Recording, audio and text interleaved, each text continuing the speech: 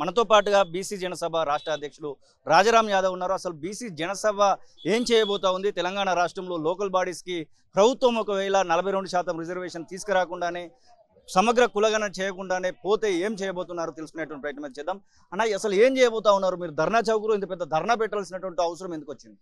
కేవలం రేవంత్ రెడ్డి గారి మొండి వైఖరితోటి, రేవంత్ రెడ్డి గారు బీసీలని మోసం చేసే ఒక వైఖరితోటి, ఒక కుట్రతోటి పోతా ఉన్నాడు కాబట్టి ఇలా బీసీలందరం కూడా ఇవాళ ఈ ధర్నా కార్యక్రమాన్ని ఏర్పాటు చేసుకోవడం జరిగింది. వారు మొదటి నుంచి కూడా అదే కాంగ్రెస్ పార్టీ కామారెడ్డి డిక్లరేషన్లో భాగంగా అటు కేంద్రంలో రాహుల్ గాంధీ గారు, ఇటు రాష్ట్రంలో రేవంత్ రెడ్డి గారు మొదటి నుంచి చెప్తున్నారు, ఎవరెంత జనాభా ఉంటే వారికంతా వాటా ఇస్తామని చెప్పేసి.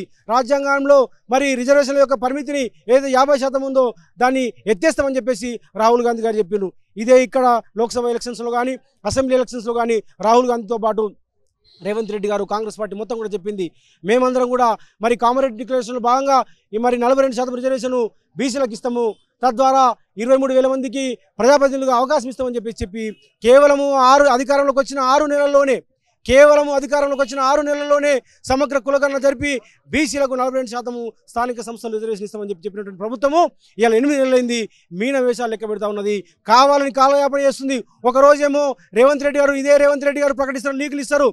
లోక్సభ ఎలక్షన్స్ కాగానే రేపు ఎలక్షన్ నోటిఫికేషన్ రాబోతుంది, ఎల్లుండి షెడ్యూల్ ఇస్తా ఉన్నాము, ఆవెల్లుండి ఎలక్షన్ జరుపుతామని చెప్పేసి మొత్తం యుద్ధం చేసినట్టుగా మీరందరూ కూడా చూసిన పత్రికల్లో ప్రచార మాధ్యమాల్లో రావడం జరిగింది. మేమంతా కూడా దీన్ని గమనించినటువంటి అందరం కూడా మేము బీసీ జనసభ ఆధ్వర్యంలో రౌండ్ టేబుల్ సమావేశాలు పెట్టి ఇదే ట్యాంక్ బండ్ దగ్గర ధర్నా పెట్టి మీరందరూ చూసిండ్రు. ఆ ధర్నా పెట్టి అట్లాగే జిల్లాలు తిరిగి వచ్చిన తర్వాత ఇవాళ ఇందిరా పార్క్ దగ్గర మహాధర్నా పెడుతున్న క్రమంలో నిన్న మొన్న ఏం చెప్పిండ్రు ఇదే రేవంత్ రెడ్డి గారు, మేము ఎలక్షన్ జరపబోతా ఉన్నాము, సమగ్ర కులగణన చేస్తామని చెప్పేసి ఇదే బీసీ కమిషన్ నాయకులు ముందరబెట్టి మన మేధావుల్ని తీసుకొచ్చి కొంతమంది బీసీ మంత్రులు కూడా ముందరబెట్టి మన బలహీన వర్గాల మంత్రులు ముందరబెట్టి దళిత మంత్రులు ముందరబెట్టి మేము సమగ్ర కులగణన చేయబోతా ఉన్నాము, స్థానిక సంస్థలు రిజర్వేషన్ ఇస్తామని చెప్పేసి మాట్లాడిండ్రు. ఎందుకంటే ఈ ధర్నా కార్యక్రమము జయప్రదం కావద్దు, ఇదంతా కూడా ఈ వేడిని చల్లార్చాలని చెప్పేసి, ఉద్యమాన్ని చల్లార్చాలని చెప్పేసి, ఉద్యమ కార్యాచరణని నీరు కార్చాలని చెప్పేసి రేవంత్ రెడ్డి గారు కుట్రపూరితంగా చేసిండ్రు. కానీ ఇవాళ నగ్నంగా దొరికిండు రేవంత్ రెడ్డి గారు.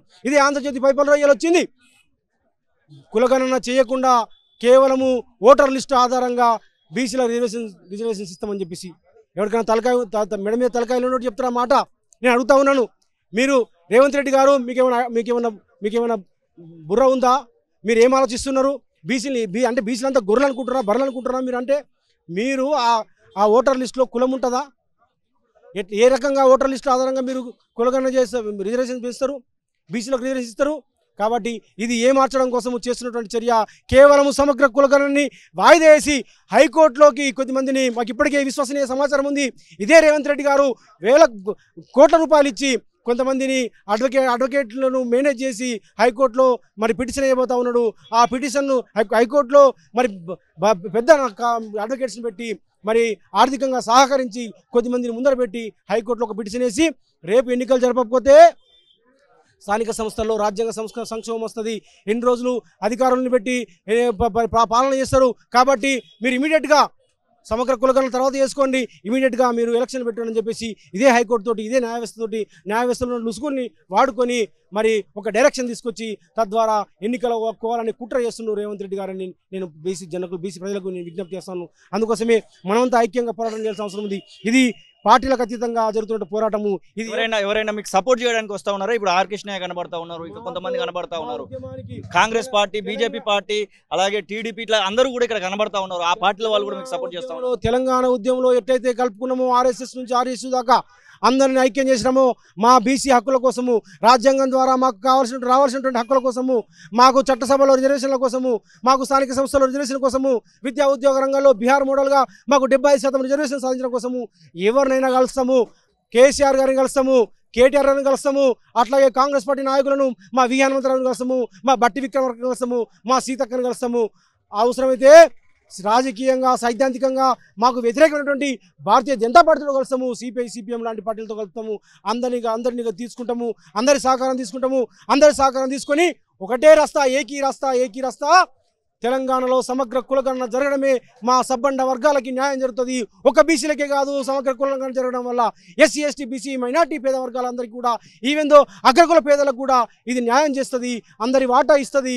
అందుకోసమే సమగ్ర కులగణన చేసి బీహార్లో మాదిరిగా 75% రిజర్వేషన్స్ను ఇక్కడ విద్యా ఉద్యోగ రంగాల్లో ఇవ్వాలని చెప్పేసి మేము డిమాండ్ చేస్తున్నాము. దీనికోసము నా బీసీ సోదరులందరూ కూడా మనం ఐక్యం కావాల్సిన అవసరం ఉంది. ఒకవేళ మీ డిమాండ్స్ ను ముందుకు తీసుకోపోకుండా ఎలక్షన్స్ తీసుకొస్తే ప్రభుత్వము అప్పుడు ఎలా ఉండబోతుంది బీసీ జనసభ? ఈ తెలంగాణ అగ్నిగుండం అవుతుంది. ఈ తెలంగాణ అగ్నిగుండం అయితే మాకు పోరాటాలు కొత్త కాదు. మాకు సెక్రటరీ ముట్టడి కూడా పిలిపించడం గతంలోనే, అది ఇంకా ఉంది, మా అమ్ముల పొదిలో ఉంది.